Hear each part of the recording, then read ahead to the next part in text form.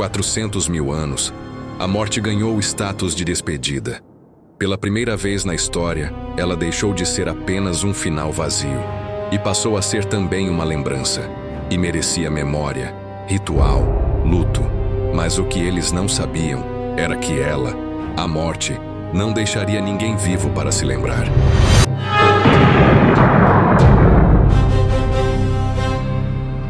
O Homo neanderthalensis surgiu há cerca de 400 mil anos e sobreviveu até aproximadamente 40 mil anos atrás.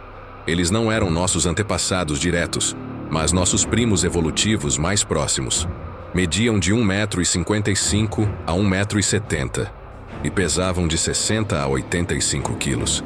Eram fortes, de baixa estatura, mas incrivelmente robustos. Ombros largos, tórax avantajado, músculos potentes.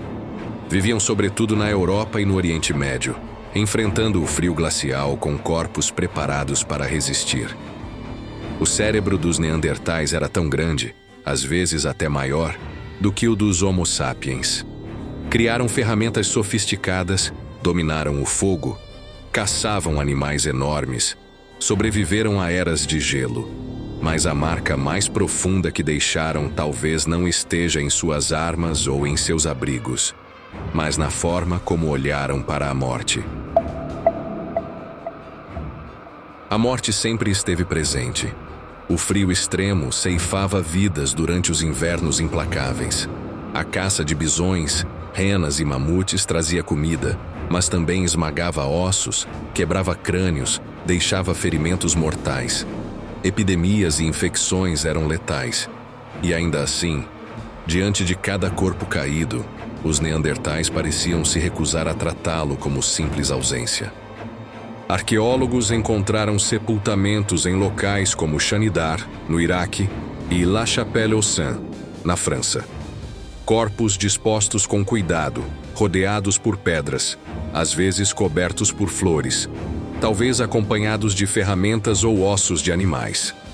Era como se eles reconhecessem que a morte merecia respeito, como se entendessem que aquele que partia ainda continuava, de alguma forma, presente. Esse talvez seja o maior salto.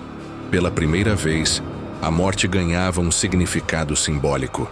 Ela não era apenas medo, era lembrança, era luto. E em cada enterro, os neandertais deixavam registrado que a memória dos mortos também fazia parte da vida dos vivos. Mas esse reconhecimento não os salvou do destino, porque ao lado da morte natural, crescia uma sombra ainda mais ameaçadora: a chegada de outro tipo de humano. Os neandertais resistiram ao frio, resistiram às feras, resistiram à escassez. Mas então surgiram estranhos, vindos da África, que avançavam sobre seus territórios. A princípio, talvez os tenham observado à distância. Talvez tenham até tentado conviver. Mas logo perceberam. Não eram apenas visitantes, eram conquistadores. Fósseis e ferramentas sugerem que houve encontros, confrontos, ferimentos. Alguns neandertais podem ter sido mortos em batalhas, outros absorvidos, miscigenados, tanto que ainda hoje, cada ser humano fora da África carrega um traço de DNA neandertal em si. Mas no fim, a balança se inclinou. Os sapiens se multiplicaram, ocuparam territórios, avançaram sem trégua, e a cada passo, os neandertais recuavam, até não restar mais para onde fugir. É possível imaginar a cena. Uma caverna gelada iluminada por uma fogueira fraca. No chão, o corpo de um caçador neandertal coberto por flores e pedras, em um dos primeiros rituais de luto da humanidade. Crianças observam em silêncio. Os mais velhos murmuram sons graves, quase cânticos. A comunidade se despede. Mas do lado de fora, algo rompe o silêncio. Na linha distante do horizonte, uma coluna de fumaça se ergue. Os mais velhos se entreolham em silêncio. Eles sabem que aquela fumaça não é deles. Não é um vulcão, não é um raio. É uma fogueira feita por mãos humanas.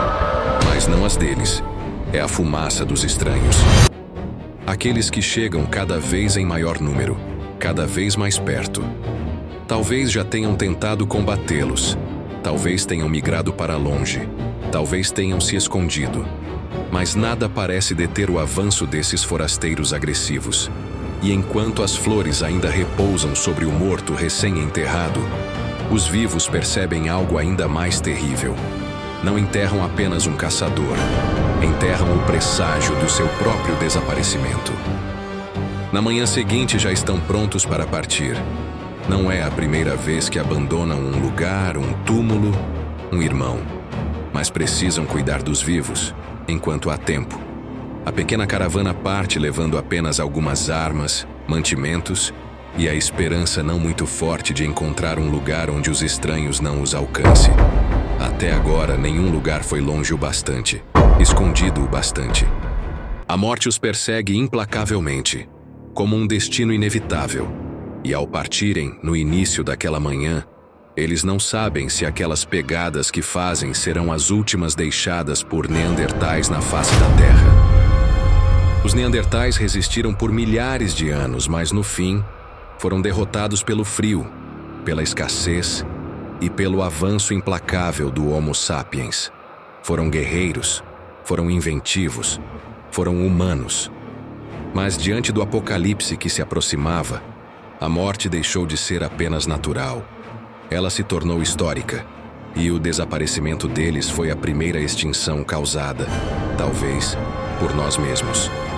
O Homo neanderthalensis nos deixou uma descoberta: o reconhecimento de que a morte não é apenas o fim, mas também memória, saudade, ausência que se prolonga, e que precisamos nos despedir daqueles que são levados por ela. E com sua trágica história, aprendemos que a morte não mata só indivíduos. Pode apagar uma coletividade, um povo, uma espécie inteira. Quando os neandertais desapareceram, algo novo surgiu nas sombras que deixaram. Uma espécie olhou para a face sombria da morte e ali viu o seu próprio reflexo. Pela primeira vez, alguém compreendeu que também morreria. E desse medo nasceu tudo o que viria depois: a arte, a fé, o tempo e a esperança. No próximo episódio, conheceremos o Homo sapiens, a espécie que transformou o medo da morte em pensamento e o pensamento em poder. Se essa história ancestral te fez refletir, inscreva-se, ative o sininho e prepare-se para continuar a jornada sombria de A Evolução da Morte.